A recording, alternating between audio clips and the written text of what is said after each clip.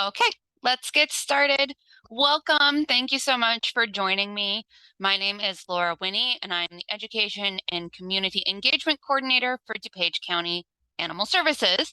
And tonight we are talking about paw and order. Dun dun. I know it's not as good as the real ones. I'm sorry. Had to do it. So what does that mean? Well, we're basically going to cover the law side of animal control. I'm going to talk about what our animal control officers do, including rabies control, investigations, how we help animals in the community, and then other things that we are responsible for as well. Now, we do have a lot to cover, but before we dive in, just a little bit of housekeeping. Please, everybody, if you could keep yourselves muted, that would be very helpful. We are recording this presentation to share with those who are unable to make it tonight. So please keep yourselves muted. If you do have a question, though, you can put it in the chat box. The presentation should run about 55 minutes, and then I'm going to stick around for as long as you guys have questions afterwards. So if at any point you have a question, feel free to throw it into the chat box and we'll look at it at the end. If you are comfortable doing so, at the end of the presentation, you may also unmute and ask me your question just right over the video. But let's wait and do that at the very end of the presentation, okay? Also, I'm sharing some video with you today, so if you guys could please keep your videos off. I love seeing your guys' faces. Unfortunately, Zoom doesn't love it when I share video and we have multiple videos going. So unfortunately, please keep your videos off.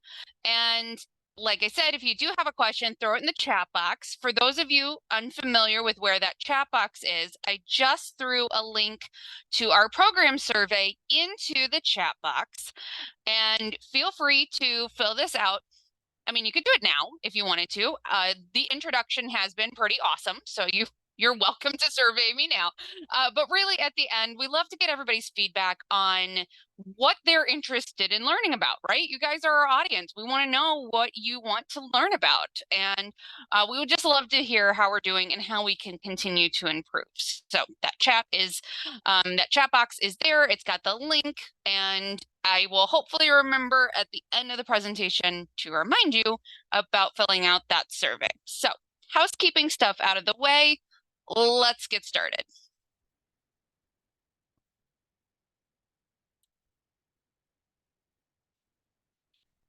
And yeah, your photo is fine. It shouldn't show up in the recording unless you ask a question at the end, as long as you're okay with that. Okay. All right. Wonderful. Thank you. Yes, that's how that chat box function works. Wonderful. Let's get started, guys. So we're going to talk all about animal control. And there's unfortunately a lot of misconceptions, right, about what we do. And some of that is from what has been true in the past that people have, seen on TV now. For those of you who actually watched Animal Control on TV, there's some truth in there, right? If anybody has ever seen their profession portrayed in a sitcom, there's some truth. There's a lot of not truth or a lot of wow, that would happen one time in an entire career. And this happens every single episode, right? I mean, I love the Law and Orders, but seriously, how many times can a detective be kidnapped and held at gunpoint in their entire career? And it's happened to Olivia Benson a lot, like a lot. So, keep that in mind if you're watching Animal Control, which was renewed for a second season. So there's that. That, yes, there is some truth. They did, correspond with real animal control officers, but it's a TV show. It is meant to be entertaining. And Joel McHale, funny guy, would never hire him as an animal control officer. Just saying. These, however, in the picture are our real animal control officers, so real people doing this job. And what does that job look like? Well, like I said, there are a lot of misconceptions. And I created this meme based on the popular, what everybody thinks they do, because there is a lot of confusion, okay? For an animal control officer, our friends typically think, oh, you just hang out with a lot of dogs all day. Or I know that I always send the really, really cute pictures to my mother. So my mom just thinks I play with puppies all day. What we think we do is we are superheroes, right? We're out there, we're fighting the good fight, we're keeping everybody safe. But unfortunately, society still sees us as that dog catcher stereotype, right? We're out there to take people's dogs away and put them in doggy jail. And there's a lot wrong with that stereotype that unfortunately makes our lives harder. And of course, just like with any job, what you don't see in the sitcoms, what you don't see on TV portrayed, is all the paperwork involved, because in the end, we are a government entity, and that entails a lot of paperwork. So let's talk a little bit about where that stereotype may have come from, and let's talk about what we are now. So animal control in DuPage County was established in the 1930s. And before that, there was no real organized animal control. It was basically you were paid per dog, stray dog that you brought in. And the idea was, we're going to take care of this excess dog problem by just pulling any dogs off the street. There was very little effort put into figuring out if these dogs had homes, if these dogs were wanted dogs, or what was going on with their health or well-being or behavior. They were just gathered up and put away. Owners had a little bit of chance to get them back, but probably not a lot. So the control part for animal control is going to be a rabies control. And in the 1930s into the 1950s, rabies control laws are enacted throughout the country. So we're going to talk a lot more about that when we talk about our rabies control. So from the 30s to like the 80s, that was a lot of our focus was, we're picking up stray dogs off the street, putting a little bit more effort into, making sure that they're getting reunited if they do have homes. But it was like plugging our fingers into a dam that's springing a leak, right? Like, okay, we'll just put one more finger and then one more finger and then one more finger. And oh, we don't have enough fingers. Okay, let's bring somebody else on. They're going to get a finger. They're going to get a finger. And it wasn't trying to fix anything. It was just dealing with the flood of animals in the best way that they could at the time. And there was really no thought given at that time about how to work with the community. So in the 80s, we changed our name to better reflect what we were doing as far as in the building. DuPage County is unique for a lot of counties in the area in that we run a full-on animal shelter, meaning that not only are we a stray hold facility, meaning that we care for animals who are lost and we're trying to find them homes, but we will take in other animals as well, owner surrenders. So those animals that, for whatever reason are going to be homeless, and we offer a place for owners in desperate need to go. So we changed our name in the 80s to reflect the fact that we are caring for the animals that we have in our building. And, it's not just about the plugging the fingers into the holes kind of thing anymore. Okay. In 2018, we realized that the control aspect, it's not indicative of everything that we do. We're more of a community service. So that's why we changed our name to Animal Services, to really reflect not only where we had been trending since the 80s, but also where we hope to go into the future. So where are we right now? Well, DuPage County Animal Services cares for about 2,000 animals each year. And keep in mind that we do not receive tax dollars. I always love it when people tell me, I pay your salary. Yes and no, probably not the way you're thinking. We are a self-supported entity, meaning that our operating budget comes from the fees that we generate. And we'll talk a lot about this when we talk about those registration tags, when we talk about the rabies vaccine, rabies control, and rabies registration within the county. Because a large part of our budget does come from the fees associated with registering your animal that they've been vaccinated against rabies, but also our adoption fees, any services that we may provide for a fee, such as microchipping, anything like that, that supports our services. And we could not do what we do without our volunteers. So we have over 200 volunteers, including a wonderful group of foster families that help care for the animals, not only those in the shelter, but also get those animals out of the shelter.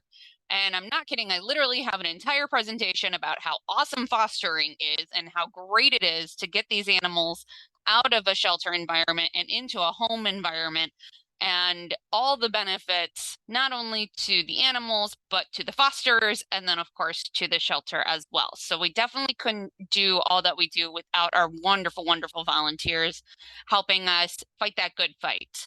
And we also do get a large amount from our operating budget from DuPage Animal Friends. So shouldn't say operating budget, I should say support budget from DuPage Animal Friends. So this is a friends group. They are a nonprofit, and they provide additional medical services when there's a hard case animal, or they provide upgrades to within the shelter. Right now, they are working on a capital campaign to build up money, build up a fund, because we are actually constructing an addition onto the shelter, which hasn't happened in 45 years. So we desperately need room to properly care for the animals that we already have, and then it'll also ensure that we can help more animals in the future. So if you're interested in what that looks like, I'd be more than happy to talk to you guys. There's also information on our website. So we could not do what we do without our volunteers and without our friends. So really appreciate them. So when I talk about animal services, where has that idea come from? Like I said, the idea was in the past is that if you see a stray dog or cat, you just get it off the street, and then that's all you do. Okay. Now the goal is to work with pet owners in the community to prevent issues from happening in the first place. So being proactive, helping the community find the resources they need, and understanding why certain things cause certain problems. So not spaying, neutering a cat that is indoor outdoor increases the amount of cats that go into the shelters. Okay.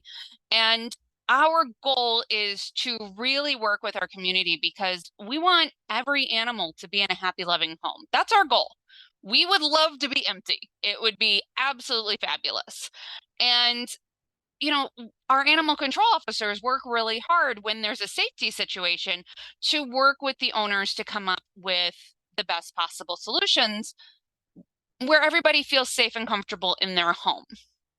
We want to make sure that our community only has the amount of animals that it can lovingly house and support, right? Because when you have backyard breeders who are just popping out puppy after puppy after puppy and not giving any concern to, its health, its well-being, the well-being of the parents, and not, having conversations with those who buy those puppies, then that can lead to a lot of issues. When you have irresponsible rescues who are adopting out animals that are not spayed or neutered, then again, that can cause issues with those pet population numbers. So working within our community to find the best possible solutions, and when they're talking with us, maybe we don't have an adoptable animal that is the best fit for their household. We're working with them to try to find areas that aren't puppies.com. Trying to find responsible breeders who take really good care of their animals, or even finding breed specific rescues that have a great reputation, and trying to responsibly find animals for these homes where they're going to be really well-loved pets. We just want to make sure we don't support those businesses that, to be frank, are really on the shady side of things. Okay. Also, we need to make sure that we are doing an efficient use of our limited resources. Like I said, we're not supported by tax dollars. We're self-supported. That money is not unending. There's limits to what we can do. So we're really trying to figure out and work with our law enforcement partners, especially for our animal control officers, to make sure that the 3.5 okay? Because we have 3 full-time animal control officers, and then we have 1 who splits her time between working in the shelter and then working out in the field. That those 3.5 officers who are working across the entire county are not split too thin, not spread too thin. So what do we do? Well, we are an open admission animal shelter. That means that we will accept everything that comes through our doors. We will accept a cat that was hit by a car. We will accept a dog that bit a child on the face. And a lot of rescues in our area, most of them are closed admission shelters, meaning that if somebody calls up and says, hey, I got a dog, it bit my kid on the face, I need to find a new home for it, they can say no. They can say, no, I'm sorry, we're not going to take that animal. We don't say no. We responsibly try to find other placement, maybe if there's something else that can be done for that animal. But in the end, that's where, that's where that animal can go. So that's where it'll come to. And we'll do what we can to find positive outcomes. As an open admission shelter, unfortunately, we do have to use humane euthanasia as an outcome because unfortunately, not all animals are safe to place. Not all animals are healthy and have quality of life. But that being said, we have an 89% save rate. 89% of the animals that come to DuPage County Animal Services leave with a positive outcome. And that's amazing. Those closed admission, those no-kill, quote unquote, no-kill shelters and rescues, they have to maintain 90 and they turn people away. So the fact that we're 89% and we're not turning anybody away is amazing. So just a little bit of brag, pat on the back for us. We're going to talk all about how we do rabies control by doing the bite investigations, the tag issuance, and rabies testing. We also are responsible for investigating animal crimes in unincorporated areas of DuPage. Okay, so the unincorporated areas are all the white parts on that map. If you live in the town limits, then it's your local police department that needs to investigate that. But we also work with the local police departments to help them. We have our open admission shelter. We provide veterinary care for the animals that are in our care. All of the animals that we adopt out, cats, dogs, and rabbits, are spayed and neutered before they leave our building and are provided with a microchip. So it's really, really important to make sure that they will be able to be found if they get lost. And we also do education. Now, I'm biased, so that's my favorite because that's me. But also our animal control officers do a lot of education to help make sure that if there was an issue, that it's not going to be repeated in the future. So let's go ahead and dive into some of those animal control responsibilities. Now, that control aspect, like I mentioned before, is the rabies control. And this is a real picture that one of our animal control officers took while out in a call for a pack of stray dogs. And as you can imagine, this might have been a little bit terrifying because domestic dogs can carry rabies just like all mammals can. Okay, so rabies is a virus that attacks the central nervous system. Any mammal can have it. However, it is most prevalent in bats in our area. Okay, it's pretty rare for domestic animals to have it, or raccoons or anything like that. Most of the time, you're going to see it in bats. And one of the main reasons for that is because of the rabies control law.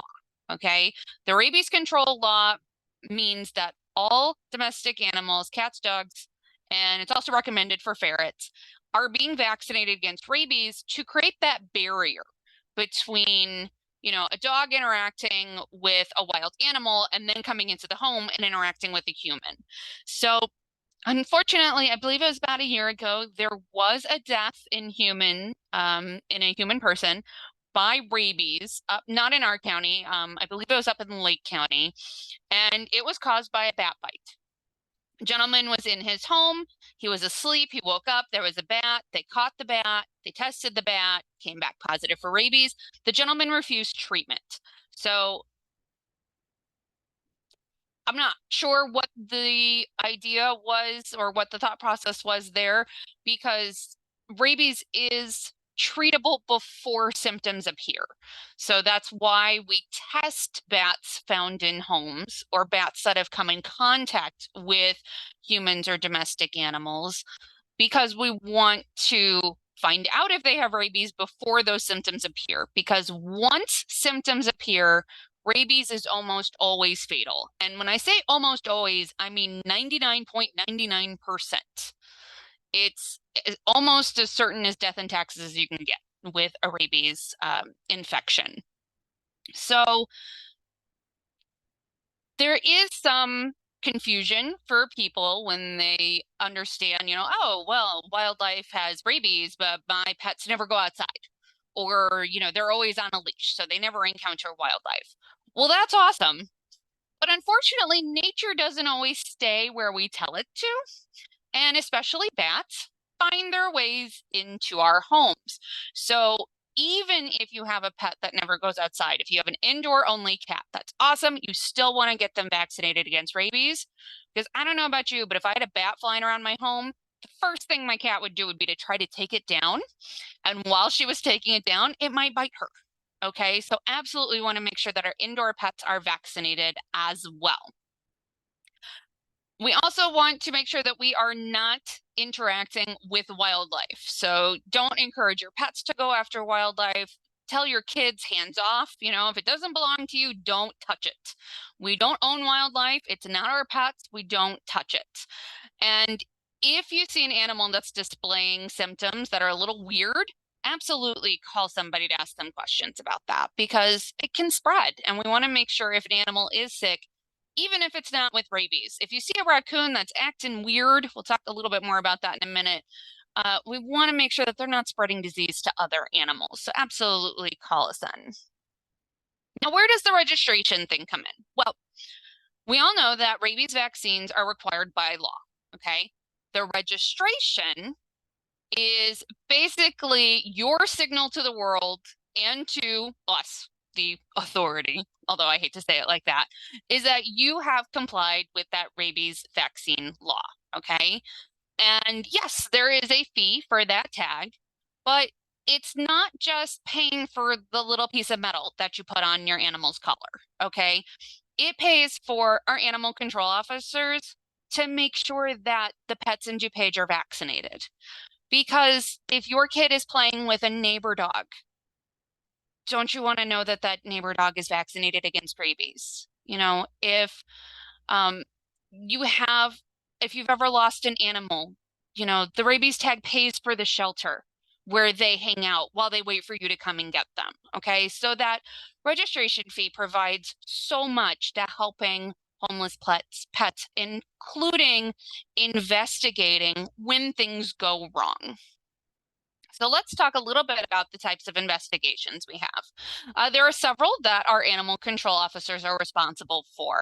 Now, we do investigate bites, whether it's a cat or a dog, normally a dog, bites a person or another animal. Okay, so we investigate that for the entire county of DuPage. And then we also investigate in those unincorporated areas when the domestic animal is a victim of a crime. So we speak for them to get them justice, to get them care, to get them better quality of life. So let's talk a little bit about what those investigations is. There is, of course, a misconception on what a bite investigation is. I don't know how many times somebody in the heat of the moment has screamed, animal control is going to come take your dog because it bit me, and they're going to kill it. Okay. No, we don't want people's dogs. Like I said, we'd love it if the shelter was empty. And we understand that things happen, right? Dogs get startled, there's extenuating circumstances, there's something you didn't know about your dog that set them off. We want to make sure that the public is safe. That's our number one priority with a bite investigation, okay? Because anytime there's a bite, meaning that teeth broke skin, even if it's just a scrape or if it's more of a puncture or anything like that, we want to make sure that the dogs involved have been vaccinated against rabies and go through an observation period to make sure they're not showing any symptoms of rabies, right? We're just crossing our T's and dotting our I's to make sure that there's no risk of rabies exposure to the injured parties. We also want to talk to the owners about what happened And how can we prevent this in the future? Sometimes it's as simple as, oh, well, we don't have, 7-year-old Johnny walk the Mastiff because the Mastiff's really, really strong. And 7-year-old Johnny couldn't stop it when it got really excited about chasing that cat and then bit the cat. Okay. Sometimes it's understanding, oh, well, there was a hole in the fence and the dog put its head through the hole in the fence and bit someone that was standing on the other side of the fence. Okay, well, we're going to fix that fence and we're going to make sure that we're paying attention to maintaining our home so that they don't have access, right? Because they're just protecting their space. They were a little upset about it, but we want to make sure that there is that nice solid barrier to prevent a future incident. And perhaps it's talking about, safety equipment. If an animal bites at the vet because it's in pain and the vet is doing not nice things to it, for its own care, but still it doesn't feel great, right? Maybe we're teaching that dog how to comfortably wear a muzzle during these incidents so that something doesn't happen in the future, okay? We absolutely look at the circumstances of what is going on. We talk to all parties involved. It's just like any other investigation. We want to make sure that in the future we can keep everybody safe. Now, when animals are the victims, we do investigate the crimes for what's going on there. And there are several reasons to investigate animal crimes because one, animals deserve our care and consideration. They deserve proper treatment. And that is something that is continuously being changed in the laws to reflect changing attitudes of our population at large, throughout the United States on how we feel about our pets and how we feel about how they are treated and making sure that they're getting, care and consideration from people who are responsible for them. But also, if an animal has been abused or exposed to, neglect, things like that, it's possible that they might have negative reactions to others. An animal that's, in a lot of pain may overreact when somebody else comes to interact with them and then may cause an injury. So we do want to prevent those types of situations from happening as well. And unfortunately, there is this huge link between crimes committed against animals and crimes committed against people. And there are all these connections between, animal fighting and gang activity, animal abuse and domestic violence, animal abuse and child abuse. Abusers in that household may use the animal as a pawn in their sick lifestyle. They may say, do what I say or I'm going to hurt your cat. Okay. And that can kind of be like the foot in the door to finding out what is going on in that household. Is everybody else safe in this household? What's going on? And sometimes people are more open, especially children or domestic violence survivors, victims are more likely to talk about what's happening with their animal than they are about themselves, right? It's a little easier to talk about something that's happening not to you personally. And that can give investigators, again, an insight of what is going on in this household. And not only are we trying to help the animals in that household, but we're trying to help the people in that household as well to make sure that everybody is safe and living the best quality of life that we can hope for. So there are lots of different types of animal crimes. There's owner's duties, which is basically neglecting to provide or purposefully withholding something that you are required to do by law, which is basically, clean food and water, shelter from the elements, and veterinary care when an animal is suffering, okay, and in need of medical intervention. So failing to do one of those things is a crime. Neglect, where they're just, letting things go and maybe there's not enough food to go around, maybe the animal is outside all the time and they don't, and some of this can be ignorance, right? We don't realize that, oh, they're not eating this food, Well, I'm just going to wait it out. Oh, they still haven't eaten this food a week later. Well, they're just being stubborn. Or I thought this dog would be fine outside. I thought that, its coat would protect it from the harsher climates. I had a husky growing up and it was perfectly fine. And this is a different type of dog and they don't have that kind of coat. And we need to make sure that we're paying attention to the individuals. Then there are cruelty and torture, which is intentionally causing harm to the animals. Hoarding is kind of its own class. When I'm looking at animal crimes, I think of hoarding as a little thing because a lot of the harm there may not be intentional and is often the result of a mental disorder. Okay. So a couple different types of hoarders. There's the rescue hoarder where they had good intentions. They took in a homeless animal because they didn't want it to be out on the streets. But then they just never found it another home. So they just keep taking animals in and in and in. You might get an overwhelmed caregiver. So that's what you can see here in the picture. There was an extended stay hotel where a family had purchased 2 rabbits from a pet store. Didn't realize it was a boy and a girl.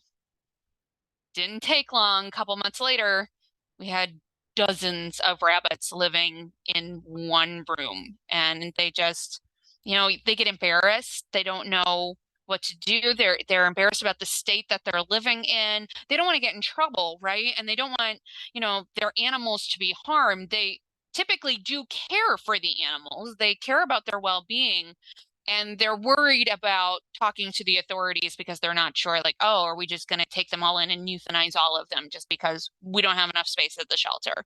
There is that fear coming from those negative stereotypes, right? So making sure that we're talking to people about what we actually do can help people come forward when they need help.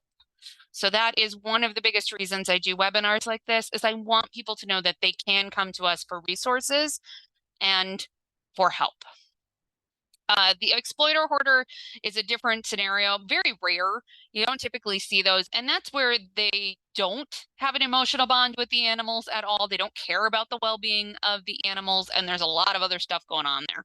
So basically what we see most of the time is that rescue hoarder or that overwhelmed caregiver where things just spiral out of control and they don't even notice that the state that they're living in is not only not fit for them, but not fit for the animals as well. So these are things that we've been dealing with a lot. During the pandemic, a lot of people went to their separate corners and maybe didn't interact with everybody as much. So some of these situations started to blossom out of control. So this year has kind of been the year of hoarders at DuPage County Animal Services. We had 27 roosters come in at one point. We had 30 dogs come in at one point. 40 dogs come in at another point. So working with these animals and with these families to try to find positive solutions for everybody has been very important for us. And it's been, not gonna lie, guys, it's been kind of an exhausting year. And we are hoping that we can get the word out about catching these hoarding cases earlier before they get overwhelming so that we can get these families the resources they need before it spirals out of control. So there are lots of other ways that our animal control officers help animals in the field, mainly working with when we're responsible for picking up a stray animal. If we are working, if there's a stray animal in an unincorporated area of DuPage County, we'll go out and get the animal. Or if a partner agency has picked up a stray animal and doesn't want to hold on to it, they call us and we'll come pick it up. We work on trying to find their families. And yes, those goats were reunited with their family. So that was awesome. They never had to come to the shelter, which is too bad because that would have been a really cool picture at the shelter, but it's great for the goats. They got to go back home. So we check IDs, we check microchips, we circle the neighborhood a couple times, seeing if anybody's running around with an empty leash, looking for posters, talking to people, knocking on doors. Hey, does anybody recognize this animal? Because again, we don't want animals to come to the shelter. We want them to be reunited with their families. We post to our social media to try to get the word out. And then we check lost reports, not only from that day, but also weeks in the past to see if this animal maybe has been out on its own for a little while. We do a 7-day stray hold at the minimum that's required by law. And then we go from there. So a lot of times our animals stay there a lot longer than 7 days because we're doing evaluations or we're following up leads and all that stuff. And then we do both a medical and a behavioral evaluation to see what the best outcome would be. If this animal is not safe for the public to handle, if they're, showing really aggressive behaviors or being, showing really, really poor medical or mental health signs, then we do end their suffering by using humane euthanasia. But again, 89% save rate, folks. We are looking for all of the possible outcomes. We are looking for animals, that can be adopted out. We are looking for animals that might be part of our long-term care programs, whether that's going into foster or if it's a part of a package deal where any adopters get additional training support from experts in the field to help them work with that animal and get them into a happy, loving home. Or maybe it's transferring them to a rescue partner that has the resources that they can take care of that animal. We're working to the best that we can to get these animals positive outcomes. And when there is a stray animal out there, a lot of times it can take a lot of effort to get a stray animal in. We've had several instances where the stray animal was just too scared to come close to people. So, perhaps we set up a trap and we have volunteers monitoring it. You never want to set up a trap without somebody checking it because you might catch something you didn't mean to, right? We don't want any animal to stay in a trap for too long because it's not going to be a comfortable situation. So got to make sure that we have, we have feral fixers that we work with. They're a local organization that does a lot with trapping animals for trap, neuter, release programs and how amazing that is. Or even just, neighbors in the area building up trust. We had one instance where a Chihuahua had been living underneath a neighbor's porch, and little by little they'd been, giving food, they'd been, sitting quietly to get that animal to come closer. And then we had another volunteer that searched loss reports going months back and found a match. And it was for a gentleman that lived not too far away. So he came over, and as soon as he started speaking and his dog was with him, as soon as his dog started barking, the other dog, the lost dog, came out because it recognized its brother's voice, and how amazing that was. And how we were able to reunite that family, working with all of these different parts to make sure that we were trying to give that animal the best possible outcome, and it worked. It was great. So there's a lot going on behind the scenes that we don't always get to tell people about. There's the sad stories, that's true, but there's also the really awesome, amazing stories. And then, of course, our animal control officers work not just with domestic animals, but also with wild animals. We are responsible for sick and injured wildlife calls within the unincorporated areas of DuPage County.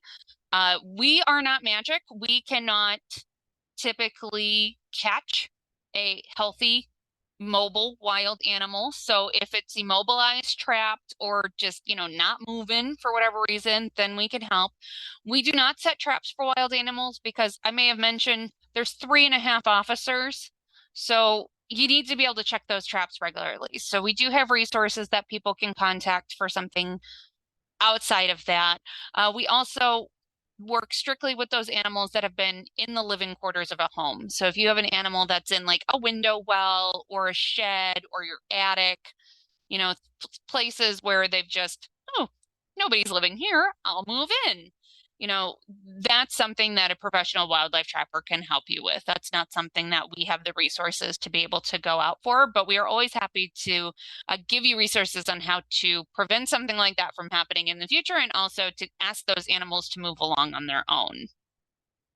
So if you do have a wildlife issue and you live in the town limits, call your local police department first, see if they can help you.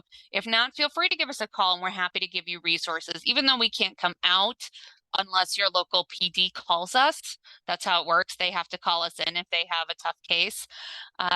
We are more than happy to share resources over the phone and get you the information that can help you.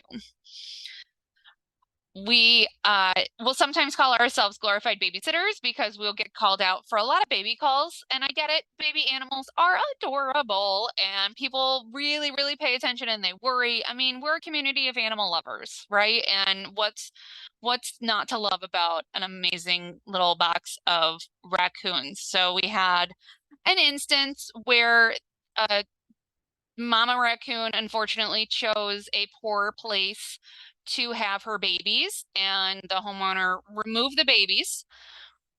But we were trying to make sure that one, these babies were healthy, and two, we were trying to reunite them with mom. So I just got a little video here. You can see one of our animal control officers is checking out the babies to see, like, okay, are they orphaned? Have they been neglected? She's checking their bellies to see if their bellies are full. She's looking for any injuries, any signs of illness, anything like that. And these guys were just happy little, you can hear them cooing, happy little things of fluff here. It was obvious that mom had been taking care of them. So the homeowner had removed them and didn't know what to do. So called us. Hi, cuties. And we were able to set up an area where mom was able to come and retrieve the babies, and then blocked off where the babies had been so mom couldn't just put them back. And most wildlife will have a couple of different nesting sites, you know, in their territories that they have an eye on. So mom then took her babies somewhere else to raise them. And then if you can see in the bushes, you'll see a little bitty baby deer right there. That's a picture that we got from a resident going, what do I do? There's an abandoned deer in my backyard. And we're like, oh, probably not abandoned. That's probably where mom put it. You know, monitor it and give us a call. So sometimes it's advising folks not to do anything. You know, we want to intervene because we care. We want to make sure that these animals are okay. But honestly, their mom's going to be the best possible caregiver. And if we accidentally kidnap baby animals, we're robbing them of the chance of a full and lasting life because, you know, nobody raises you like mom can. So a lot of times when we're getting calls, our animal control officers are talking through situations on, okay, these are the warning signs to look for. Okay, we don't see any warning signs, then we're going to monitor the situation and hopefully mom will be back. And that's what happened with this little baby deer. It just had wandered a little further out of the woods than probably mom intended, but mom was still able to find and reunite and take that baby back where it was supposed to be. Now, in the instance where we have an animal that is obviously in distress, like they're acting weird, okay, then we're going to make sure that we take them in, we evaluate them, and then if they are suffering from a disease, we want to make sure that we end their suffering. So we do that in the most humane way possible. I have a video here of one of our animal control officers. This is Officer Clayton, and you can see that this raccoon is not acting like a normal raccoon. It's lost its fear of humans. And even though she's got this big old pole that she's using to get it, it resists going on the pole. So it's aware enough to like, oh, I don't like the pole, but it's not aware enough to like run away. So obviously something going on with this raccoon. It was very sick. You can see just aware enough to get out of the way there. And it took us a lot of patience to get this raccoon. I would say it took us over 20 minutes to get this raccoon safely on the catch pole. You can see we did get an image when the raccoon was safely guarded on the catch pole. The safest way to put a wild animal on a catch pole is where it goes underneath their armpit, right? So it's not hurting their neck. And if you look closely, you can see the crusting around the eyes, which is a telltale sign of canine distemper in raccoons, which is fatal and highly contagious. So in order to make sure that this animal did not spread the disease to any dogs in the area or to other wildlife in the area, we did end its suffering and take it in. But there are times when you're like, oh, that animal's acting a little weird. And then you're like, oh, that animal's acting really weird. So an animal that has lost its fear of humans, where it's just kind of hanging out in the same place, no matter what's going on around it, that's definitely a sign for you to call us, okay? And then, of course, there are other duties as a sign, just like with any job. We do have a tally going on how many of the officers have been skunked because, yeah, it happens.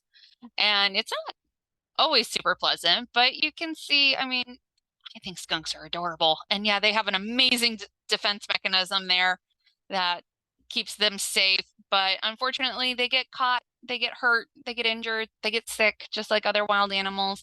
And, you know, we we try to do our best to help them when we can. And if that means our officers get a little skunked, that means that, oh, they get to use the shower at the shelter because, ooh, that's not a pleasant smell. We also work with our law enforcement agencies throughout DuPage. So we are kind of like the animal control arm for the sheriff's department, working in situations and an instance where you would need animal assistance in unincorporated parts of DuPage, but also other departments, police departments, local jurisdictions can call us in if there are emergency situations, such as a fire in a building where there's a lot of animals, if somebody is being arrested and they have their animal with them, or if there's any hoarding situations where there's lots and lots of animals in one location that needs some expert advice and then a place for those animals to go. We will be called in by sick and injured wildlife out of our own jurisdiction. So we do get called into the incorporated areas of DuPage County when the police want our assistance. Skunk calls. We'll get some of the skunk calls. Or if they're just spread really thin and they don't have an officer and they see it as a public health risk, then they'll call us in to take care of it. So it's not something that gets put on the back burner. Or if an animal is showing signs of aggression and they're worried about, again, spread thin, right? A lot of our local departments maybe have a few community service officers, or if they're lucky, a few animal control officers within each town. Some don't, unfortunately, have the budget for any of those things. So they might call us in when there's an especially worrisome case where they're concerned about public safety with an animal that's out on the loose. And then, of course, we're always available to talk to investigators and, the people out on patrol, what they're seeing, what are clues to look for if you are, if an animal is being a little bit harder to get hold of, what are some tips that we have for containment and capture for wild animals, stray animals, and the like. And then we are always ready to provide resources on investigating cruelty and neglect cases and abandoned animals, and then providing training for those officers as well, because it is a specialized field. There are some tips and tricks to handling animals in a safe and humane manner that we want to pass on to our police departments in the area. Our ACOs provide a lot of education. Off the top of my head, I can tell you that every bite case that they investigate also has an education component, again, to make sure that it's not happening in the future, right? That if mistakes were made, we learn from those mistakes. And then if we have lost animals that are out there, how did it get lost? Okay, well, you're using this type of collar. Have you ever considered using this type of collar? It's harder for them to slip out of, et cetera, et cetera. All this sort of stuff, because we do want to prevent animals from suffering. We want to prevent injuries to people and to other pets. And we want to make sure that everybody is following the responsibilities that we associate with pet guardianship. We want to keep everybody on the right track. And sometimes it's a matter of ignorance. Oh, I didn't know my indoor cat needed to be vaccinated. I thought since it didn't go outside, it didn't need a vaccine. And making sure that everybody is on the same page. Sometimes we're even educating veterinarians on what is required under the law. And that just shows you that everybody can benefit from education. Okay. It's not something that one day you wake up and you're like, that's it. I'm done. I'm not learning anything else for the rest of my life. Obviously, you guys know that because you're here today. So that's awesome. And then also just making sure that we're aware of the leash laws so we can keep everybody safe, so we can keep pets together with their families and make sure that everything's going to be okay. So if you or anyone you know is interested in being an animal control officer, what are the requirements? Well, different departments are going to have different things, but ideally, You need to be able to work with people and with animals. Okay, so animal handling knowledge and experience is awesome. Volunteering with a rescue or your local shelter is going to give you great hands-on experience there. Being able to communicate and do all the physical things, because let's face it, sometimes our officers out there are basically doing goat yoga, okay, when they're, getting an animal, securing it into a carrier, putting the carrier in, getting them out of the carrier, all this stuff. There's a lot of physical stuff involved in that as well. I actually caught my first raccoon. It was injured and hit by a car, so we were able to take it to Willowbrook Wildlife to be rehabilitated. But I actually caught it because I happened to be the one that could slide underneath the car where it was with my little catch pole, and I was able to get it in that perfect bandolier thing. Okay, so yeah, sometimes it's crawling on our bellies underneath cars. It's super, super fun. If you are interested in becoming an animal control officer, or if you talk to anybody and they're like, oh, what does that entail? There's lots of resources out there. So NACA is the National Animal Control Association. They're the ones that worked with Fox on the animal control show. So take that what you will. Justice Clearinghouse has amazing free webinars that are geared for law enforcement professionals. And they have a whole tier on animal control professionals as well. So lots of free webinars that you can access at the time. And then for those who decide to become a member, you can watch the whole library. Like they have all of their webinars stored in their library, which is absolutely fascinating. Best Friends Animal Society and the Humane Society of the United States both have animal control branches. Not only do they do field work where they are, but they also have training courses and resources online for animal control or for those interested in going into the field. So I hope that this presentation has given you an overview of what our animal control officers do, right? There's the good, there's the bad, there's the stinky, but it's absolutely 100% necessary if we want to make sure that our animals, that our wild animals, that our pet animals, that our people are all safe and living harmoniously together.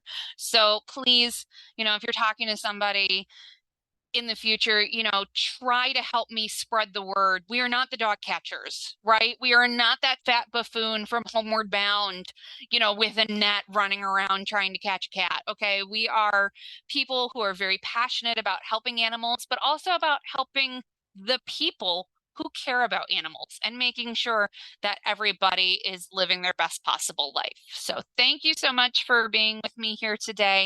Really appreciate it. If you have any questions, go ahead and throw them into the chat, or you can unmute yourselves in just a minute. Before we get to the questions, though, I do want to plug, we have some upcoming webinars. In September, we have 2 webinars. One is basic pet first aid, and then we also have rainy day enrichment just in time for winter and fall and all those cold days. So not just rainy day, but also cold or snowy or icy, or you just don't feel like going outside for a 4-mile walk. What are ways that we can engage our pets inside? And I'd love to see you guys. You can find those on our Facebook or of course in our newsletter. If at any point you guys have questions, we are a community resource. So please reach out to us if you have questions. If you are struggling with something, reach out to us. If you are worried about how to handle a situation, maybe in your neighborhood, maybe a friend, maybe a family member, reach out to us. That is what we are here for. You can reach me directly, the Humane Education Department, at humane.education@dupageco.org. And the main shelter line is 630-407-2800. So I'm always happy, to answer any questions that you have. I am not an expert by any means in a lot of these fields, but what's awesome is I'm in a building where there are experts, so I can easily ask them on your behalf. Happy to do that. Hey, can I ask a question now? Absolutely, go for it. So I just wanted to talk a bit more about bats and rabies, right? Because they get such a bad rep. They do. Yeah, because it's rare that they have rabies, right? I'm just trying to get a scoop on it. How do I defend bats? Right, is what I'm trying to do here. Yeah, So, so there are studies out there, and you'll have to forgive me. I haven't looked to see what the latest percentage was, but I want to say the last percentage that I saw was less than 3% of bats tested positive for rabies. yeah, I thought Uh, it was something really, really low, like, it's really low. It's really yeah. low. At one point, I think it was 1%, but I think we're getting better at bringing in bats for testing. So I think it's risen just a little bit. So I think it's around 3%, but you'll have to forgive me. I'm not 100% sure on that number, but it is a very small number. Okay. And the benefits that they give our community. I mean, I have an entire webinar about the benefits of wildlife in our community. They can devour hundreds and thousands of insects in a single night, and a lot of them are mosquitoes. Yep. So if you're like me and you're a mosquito magnet, you want to have bats around because they're amazing. But just making sure, again, that we are being responsible, routinely checking our homes, because that's where we have conflict, right? Is where we leave an opening or we put something off, and then a wild animal sees it as an opportunity. Oh, free living space. Awesome. Nobody lives here. Let me move in. And Yeah. then they come in conflict with us. And it doesn't mean that that animal in your house has rabies. Doesn't mean that they have any illness at all. It just means that they saw an opening. They saw an opportunity to live someplace that nobody else was living. And then all of a sudden they go from living in your chimney to being in your living room. And unfortunately, that's when we have to test for rabies. And so there are many, many, many bats that make bad choices from our perspective on living situations. And this is the time of year where that happens a lot. You have a lot of juvenile bats who are getting ready to leave mom and dad, and they're going to be looking for places to live.